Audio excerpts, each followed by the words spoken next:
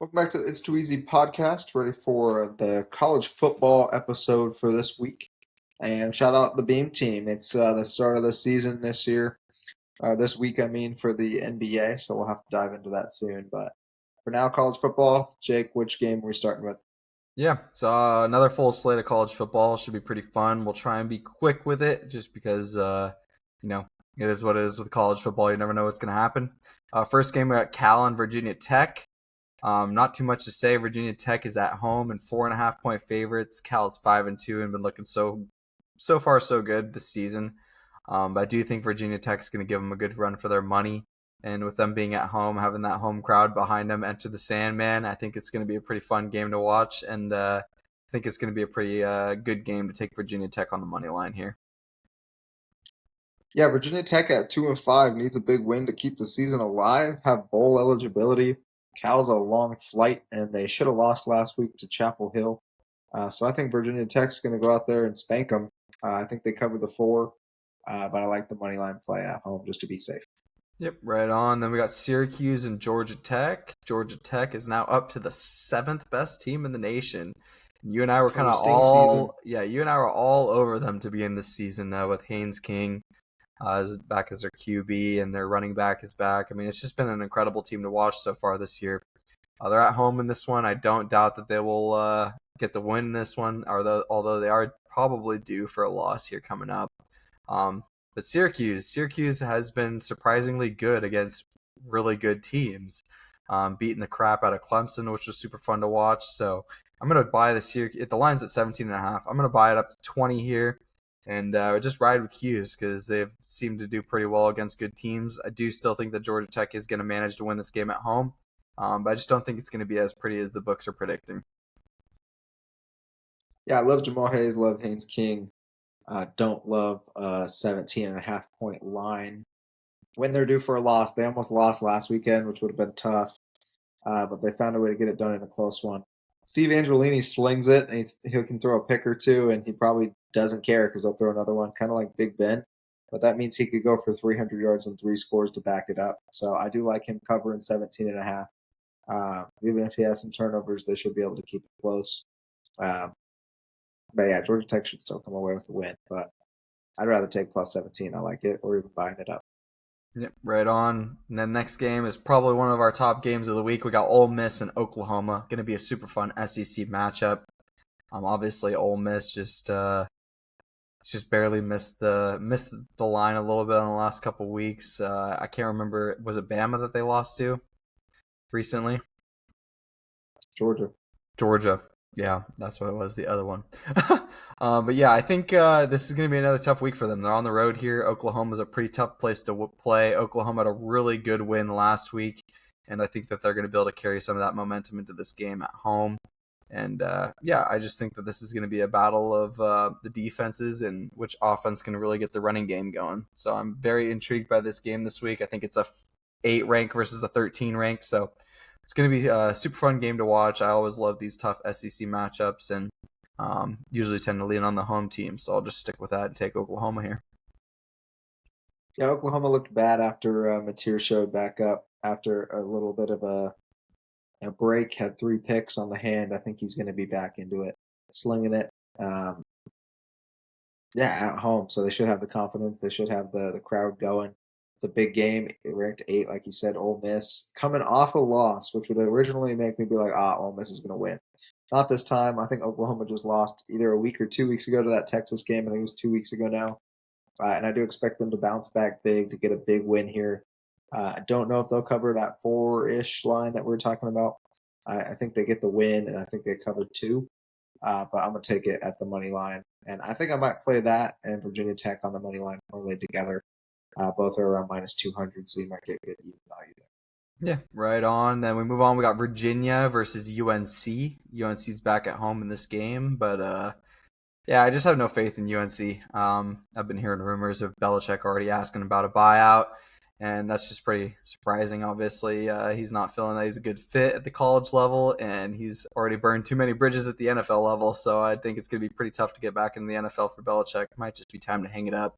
But Virginia's been a pretty good team. I think they're ranked 16th or something in the nation. Do really enjoy watching that quarterback, who I think has been there for 5 years. When that team gets rolling, they're a tough team to beat, and UNC has not shown me anything really that special this year, although their offense has been better the last couple weeks.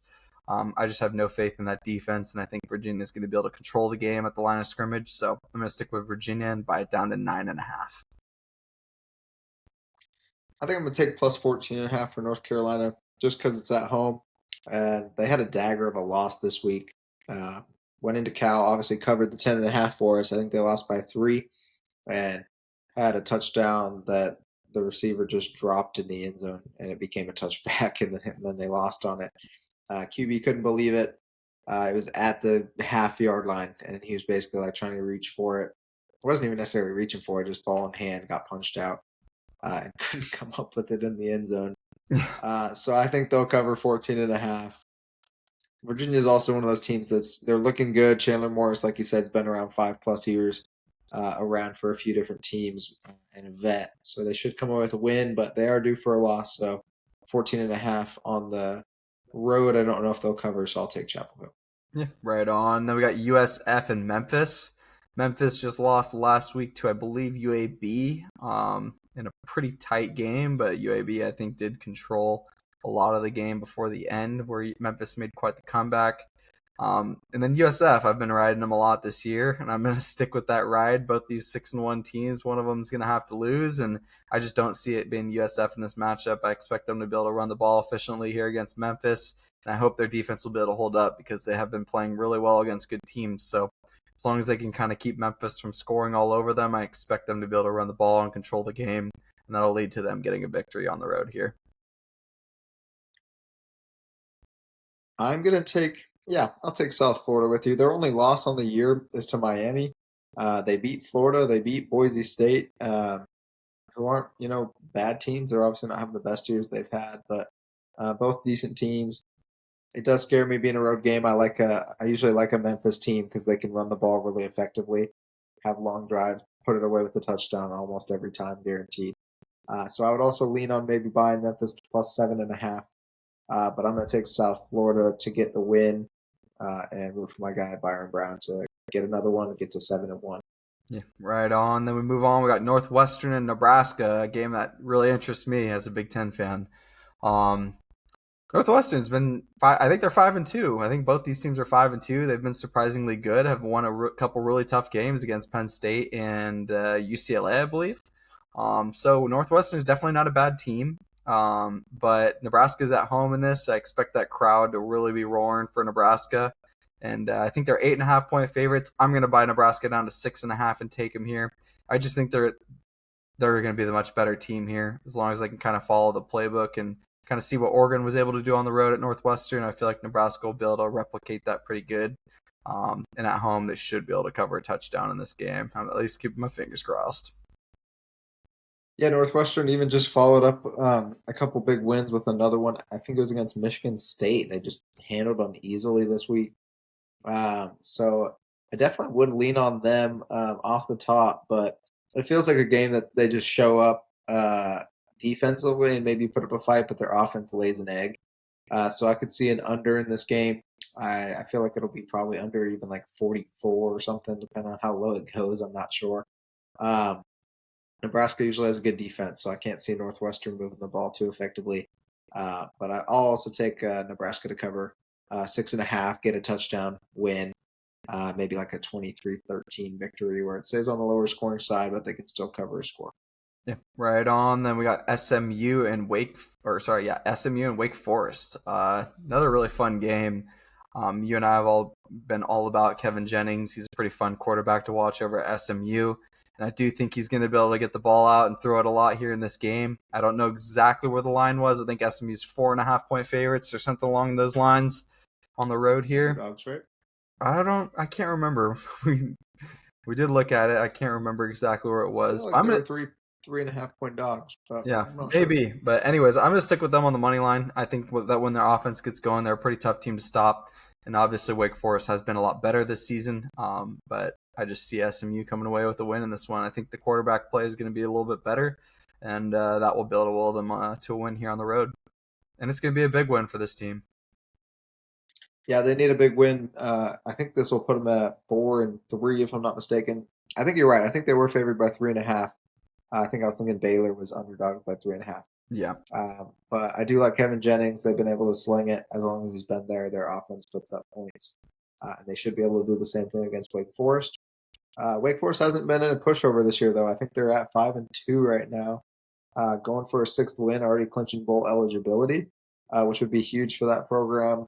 But I do think SMU comes away with a win, potentially another shootout, which we often see from the SMU team. Yep. Then we got another fun one, Kansas State at Kansas. Right now, Kansas, I believe, is 2.5-point favorites here at home. Um, Kansas has just been super inconsistent. I was expecting a little bit more consistent quarterback play out of them and their defense to be able to step up, but that's clearly not been the case so far this season. Kansas State obviously had a lot of tough games to open the year, which is kind of why their record's set so far back at 2-5. But they also have just been super inconsistent on the offensive side of the ball. They've got their quarterback that they've had for a couple years, but it hasn't really made that much of a difference. So it definitely scares me a little bit, but I am going to take Kansas State +4 in this game. I just think it's going to be a battle. You know, these two teams always put up a pretty fun fight and a pretty fun game to watch. So this is definitely something that I'll probably be tuning into. But yeah, I think that Kansas State needs a win. They're 2-5 right now. So what better time than to go against your in-state rivals and see if you can't get one. So I'll take Kansas State +4. Yeah, that's crazy. I think they started the year at like 17th ranked, and Yeah. now they're 2-5. They're really not that bad. Their offense, at least, is decent. But Kansas's offense always puts up a lot, even if they're losing. Their defense is miserable. So uh, I think Kansas State goes stride for stride with them. It's going to probably come down to who's got the ball in the very last possession. So I think buying it to +4. I kind of feel like Kansas State's going to win, so I like buying it to +4. Avery Johnson's no slouch, and again, if they get to 2-6, they got to win out to get a bowl game. So this is a big one for them, and I'm going to hope that they come away with it. Yep, right on. Then we got Auburn and Arkansas, a game that we looked pretty extensively at. I believe Arkansas is 2.5-point favorites here at home against Auburn. Auburn's been in quite a few tough games that they've just been on the opposite side of. Their defense is usually pretty good. Arkansas has not been too great on the defensive side. They've been in a lot of shootouts. But I am going to lean on both these defenses to show up in this game. I think Jackson Arnold's going to have a little bit of a difficult game against this Arkansas defense in this one. I hope they'll be able to kind of fix up and clean up some of the mistakes they've had against some of these better teams. And then Auburn, I just expect that their defense is going to be able to put up a fight as well. They pretty much always do. Right now, the line, I don't like picking a winner in this game, but right now the line for the over-under is at 56.5, and I feel like that is just way too much for this game. I think the odds makers maybe seeing something differently than I am, but I'm seeing maybe like a 24-21 game, 27-21, maybe even lower, like 24-17. But that puts it far below the 56.5, so I feel pretty confident taking the under 56.5 in this game. Yeah, both teams I feel like need a win, so I'm with you. I don't think that we should take the winner loser line for this game. I think the under is a good play. I feel like one of these teams is going to put up 10. Couldn't tell you which one it is, Yeah. but I do think one of them is going to put up 10. The other will probably be in the 20s, and it'll be like a 14-point line. So don't know which side I want to choose. I think the under is a great play. Yeah, I may even look at what like an all under would be in this game. Because if it's at 56.5 right now, I'm definitely slamming it. But I'm also going to look at maybe like under 45.5. Probably going to end up getting like plus 4 or 500 at that in this game. And I just think that's a super value play because both these defenses, when they show up, can be decent. Obviously, Arkansas has had a little bit more of a question mark, but Auburn's offense isn't really all that great other than when Jackson Arnold's using his feet. So as long as Arkansas's defense can shut that down, I think that this game is going to be pretty solid to go under. I could even see like a 17-10, 13-10 game in this one. So I think under 45.5 buying that and getting it at like plus 4 or 500. Even if it's like plus 340, plus 300, I still think it's a pretty valuable play in this one. So loving that. Moving on, we got Alabama and South Carolina. Alabama's been going through the absolute gauntlet. Still, here they keep going. I think they've got 2 or 3 more tough games in a row here, but they've just been consistently winning after that first loss against Florida State. Feels like they've definitely figured things out on both sides of the ball, especially after that Georgia win. It just feels like they're a much more solid team and kind of figured out kind of what their identity is. Back to kind of that rough style of football and the offense just managing big plays with Ryan Williams and getting the ball out early from Ty Simpson. I think he has been a pretty solid decision maker over the last six games, which has definitely helped Bama a lot in these games. They're hardly playing from behind, so it's good to see Bama kind of getting back to their stride. I'm going to take them at -9.5. I believe that's buying it down a little bit from 12.5. I feel like South Carolina is good with Lenore Sellers, but Bama's just going to be a different beast for this team with the way they're playing right now. And I expect them to cover 9.5 here. Yeah, I'm right there. I like the -9 play. Um, Tennessee, I think, is a lot better team than South Carolina is, and Tennessee got beat by 17. Granted, threw a pick six before the half when they should have kicked a field goal to make it a score, and they ended with a touchdown that was called knee down at the inch line. So it didn't have to be that big of a game. They kind of forced themselves into it with bad decision making. But again, Tennessee's a better team than South Carolina, so I think Alabama should be able to cover a 9-point line against South Carolina. Yep, right on. We move on. We got Missouri and Vanderbilt. Another one of those super exciting games, SEC game. I think it's ranked 10 versus ranked 15 right now. Two teams that have only lost to really good teams. Obviously, Diego Pavia has been really impressive so far.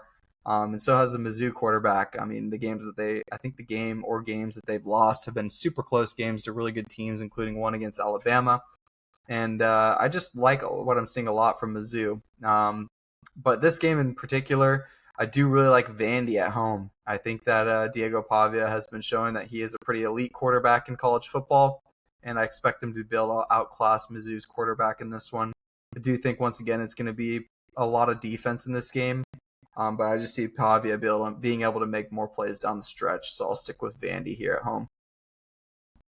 Yeah, Bo Prabula has looked really good with that program that's now 6-1 over there. Also, it feels like a weird line because it's 2.5 in Vandy, and the home gets 3. So they're expecting a half-point victory, so to speak, from Missouri, which is credit to them. They have looked extremely well coached, and they find ways to get wins when it matters.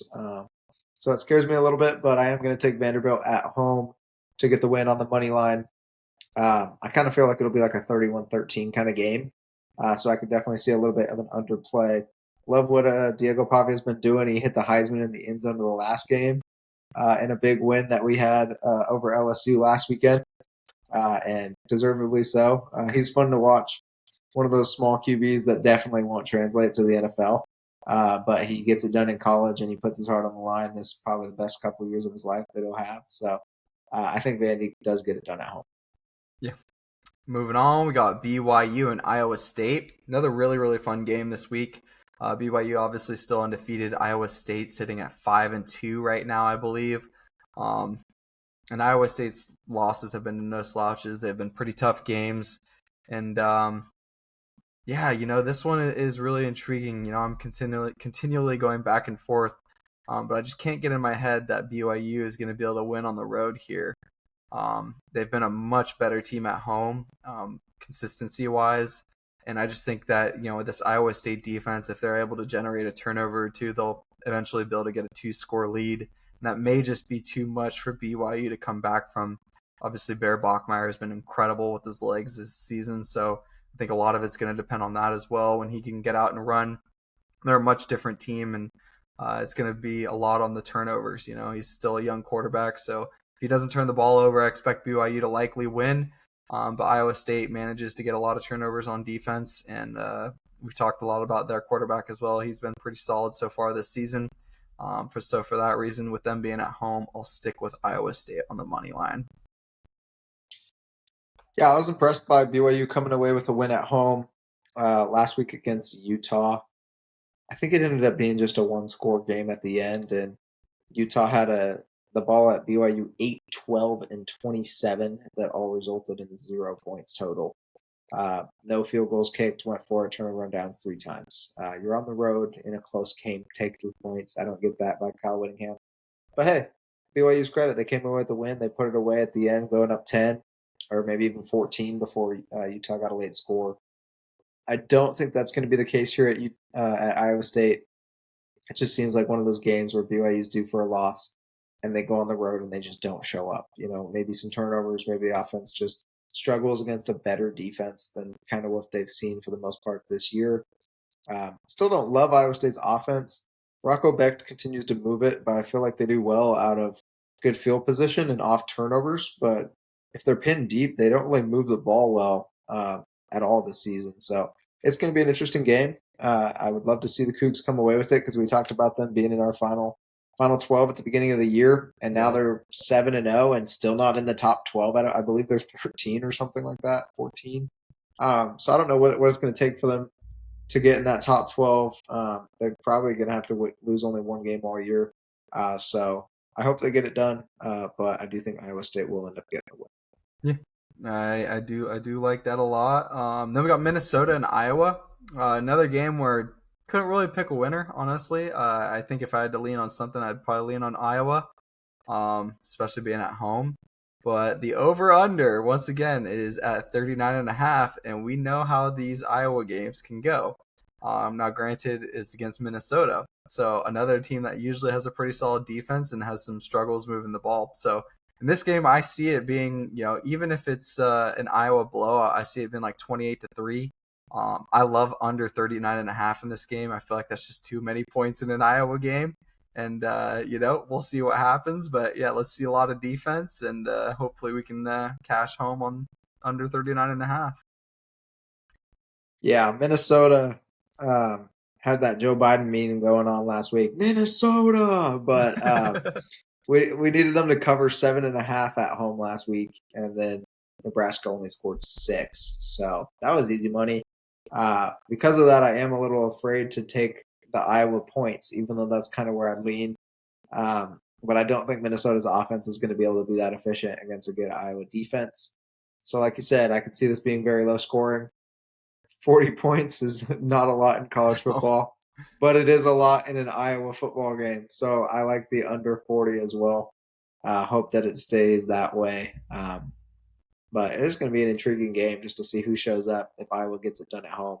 Mark Gronowski, obviously, we've talked about him throughout the season. South Dakota State, 2-time champion, trying to get it done with Iowa. And they need a big win to keep their hopes alive for the season. Probably going to have to win out, which won't happen. But they've been a solid team this year, so I expect them to get it done at home as well. Yeah, right on. Next game, we got FAU and Navy. This is a game that I don't really have a whole lot of leans on, but I know FAU has been a little bit shaky so far this year, and Navy's been great. So I believe Navy's 15.5 point favorites. If I were to lean anywhere, I'd buy it down to 13.5. But once again, don't know too much about these teams, so definitely tail that with caution. Yeah, Horvath's been at Navy, it seems, for like 5 years. Yeah, that's true. But I think he's got the most touchdowns in all of college football right now, if I'm not mistaken. Their offense has been really good. I think they're 6-0. Yeah. And they're playing really well. Also, the FAU Owls is one of my favorite teams just because I love owls, but they suck at football. So I think Navy gets the 14 or 15 point cover. Um, I could see this being like a 41-3. Like I just don't know if Florida Atlantic's going to be able to move the ball very well, and I also don't see them stopping the dual threat abilities of Horvath and just how effective they are at running the football. So I like Navy to cover there. Yeah, right on. We move on. We got Baylor and Cincinnati. Another one of those games where we are finally really touching the plus money side of things. Baylor, love them +4 here against Cincinnati. I just feel like Sawyer Robertson, he's just going to create another shootout. When he gets going, he's pretty tough to stop. Cincinnati has been pretty good on both sides of the ball, and their team has been pretty good so far in this season. But it feels like they're due for a loss, even if it may be at home here. And yeah, like I said, Baylor can score, so I love them +4 here against Cincinnati. Yeah, I'm gonna go ahead and take the +4. I also am gonna take money line for them. I think Baylor gets it done. They can put the ball in the end zone like nobody's business. Sawyer throws for 400 a game like it's clockwork. And Cincinnati 6-1, but they're not that good of a football team. So I can barely picture them getting to 7-1. So I think Baylor comes away with a big win. and gets themselves, I believe, to 4 or 5-3. Yep. Yep. Last few on the slate, we got Texas and Mississippi State. And obviously, we know Texas has had a rough time so far this season. Um, yeah, it just feels like Arch isn't really able to get it going throughout the entire season. I don't know if he just needs experience or what, but yeah, I mean, Mississippi State beat ASU earlier in the season when ASU was ranked at home. They're back at home here against another ranked team in Texas. Or actually, I don't know if Texas is ranked anymore. They're Um, back at 23 or something. yeah, so they're pretty low in the rankings, but I do like Mississippi State's defense. I do like the way they've looked. They've been pretty solid on that side of the ball and creating turnovers and giving their offense a lot of chances. So um, I think Texas 8.5 point favorites right now. I'm going to buy it up to 10.5 and take Mississippi State. I feel like their defense has just been able to kind of keep them in games, and I expect that again here against a Texas team that's really struggling on the offensive side of the ball. Yeah, this is another one I could see an easy under because I can't see Texas putting up that many points. And Mississippi State, if they're held by a pretty solid Texas defense, Yeah. um, then it would definitely go under. I mean, I could see this game under 40 as well. But Mississippi State also has been pretty solid. I think they're 5 or 6-1, if I'm not mistaken. They're ranked pretty high. Texas is starting to turn it around, but their offense has just not been good. They've been having the defense keep them in games. So I like buying Mississippi State up to 10. If they can keep it interesting, I think they could get a big win on the home turf, but I would expect Texas to come away and get to 6-2 and kind of move their way back up the rankings slowly. Yeah, for sure. Last three, we got Texas A&M and LSU. LSU obviously just had that big loss last week against Vandy. They are back at home in this game, but they're going against the number 3 ranked team in the nation, the Aggies. I think that Texas A&M is likely probably the most overrated team, being ranked at number 3. But they are undefeated, so that's definitely something to say, and they haven't had the easiest schedule. So I definitely do think that Texas A&M is likely going to be the better team here, just with how much LSU has been struggling on the offensive side of the ball. But this game could really go either way. I personally am going to take Texas A&M minus 2.5. I just think that they're going to be able to continue to win. You know, it seems like this team just finds ways to win, and I expect that if they're going to win this game, it's going to need to be by more than 3 points because this LSU team is going to be firing, especially on defense. You know, their defense has been incredible. So if their defense keeps them in it, it's going to be tough to win this game in a close one. But if Texas A&M does win, I really do think they're going to be able to cover the 2.5 on the road. I got LSU +4 at home.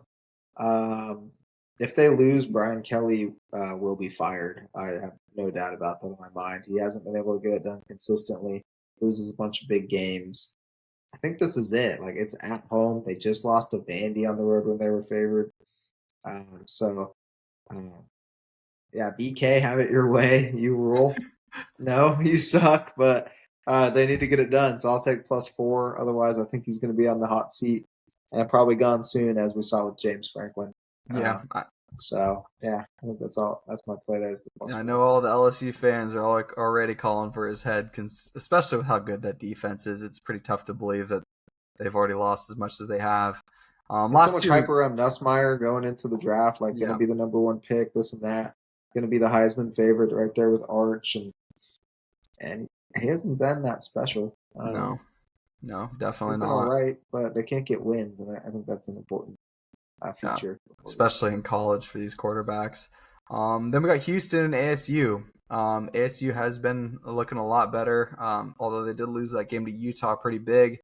They did not have Sam Levitt in that game, and I think he is back again in this game against Houston. Houston's actually also been looking a lot better the last couple games, so they're definitely a team to look out for. But I like ASU at home in this game. I think it's going to be a tough environment for Houston. Been to an ASU game. I know what that crowd can get like when it's a rowdy night game, and I think that's exactly what we're going to have here. I expect Tyson to have a huge game here against Houston. I don't think Houston's going to be able to run the ball as efficiently as they're hoping because ASU's front four is usually pretty solid. They have had their mix-ups in this season so far, but hopefully they'll get that settled down now that we're 7-8 games into the season. And yeah, for that reason, I'm just going to stick with ASU at home here on the money line. I like the money line play as well. I think that they'll probably end up winning by 3 or 4. So I kind of lean on even buying Houston to +10. They are 6-1. Yeah. And I think the line's at 6 or something like that.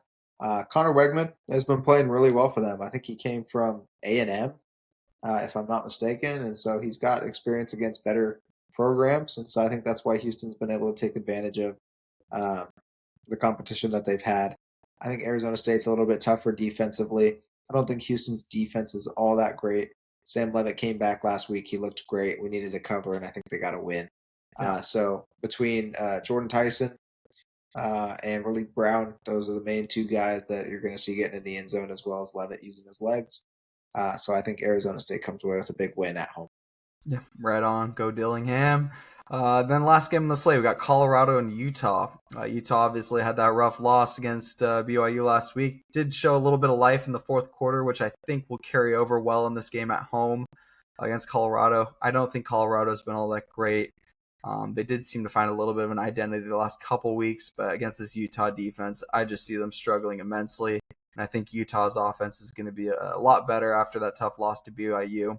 I believe it's a 12.5 point line right now. I'm going to buy it down to 9.5 and just stick with the Utes at home. I think that makes the most sense here. And yeah, hopefully Utah will just continue to play well at home.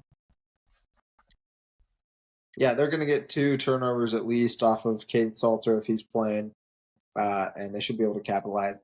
Colorado's been really good starting drives, so if they get the ball first and go get a touchdown, I think you should be able to get Utah down to about 5 or 6, and I think that they'll cover 10 still. So I like buying it down to 9.5 to start the game if you're going to take it there. Otherwise, I think you can live bet it.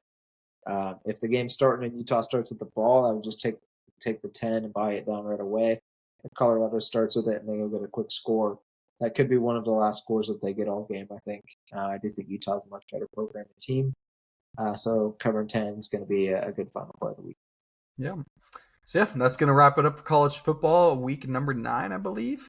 College football has been so fun to watch this year. I think it's completely wide open other than Ohio State and Indiana, and they're eventually going to have to play in the Big Ten championship game. So we'll see who the top dog is. But, it does feel like even Ohio State and Indiana on any given day, one of these teams can lose. And I think that's going to just make the college football playoff that much more exciting towards the end of the season. So I'm looking forward to seeing who this final 12 teams is. And yeah, it should be a pretty fun week of college football. Hope everybody's team gets a dub, unless you're rooting against Oregon and a Wisconsin Badger fan. But yeah, enjoy the weekend, enjoy the fun games. Make sure to check out the NFL video if you haven't seen it yet. It should come out shortly before this video. And also let us know in the comments if you're interested in seeing some NBA plays. Obviously, first game of the season is tonight as we're recording. But we're definitely super excited for the NBA season. Looking to see if the Thunder can go back-to-back. Sacramento Kings, I'm not sure exactly where the game ended tonight, but they were looking really good to start the season even without Sabonis and Keegan Murray. So hopefully the roster obviously looks a lot better than it has in the past, even without Fox and Barnes and some of these vets that were leading the team. I think that the Kings are going to have a pretty formidable team this year, so hopefully they can kind of figure out what's going on the defensive end. The addition of Russ the past week has been, I think, incredible for them. Having that veteran leadership there is going to be awesome for Keegan Murray, Nick Clifford, and him paired up with Malik Monk is just going to be a ton of fun to watch. Obviously, the Thunder got the majority of their team back. Chet went huge on game 1. So looking forward to seeing kind of how the NBA develops this season. And yeah, just make sure you let us know if you want us to post some NBA content. I feel like we're usually pretty on the money with the NBA as well. So yeah, we'll see you guys all next week for NFL week number 9 and college football week 10. Peace.